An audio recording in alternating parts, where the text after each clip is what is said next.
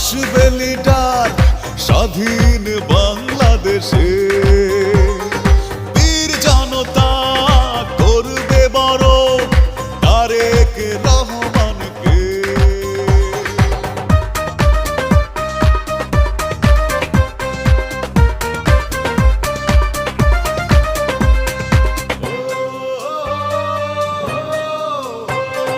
বাংলাদেশের গর্ব তিনি, ওদের অহংকার।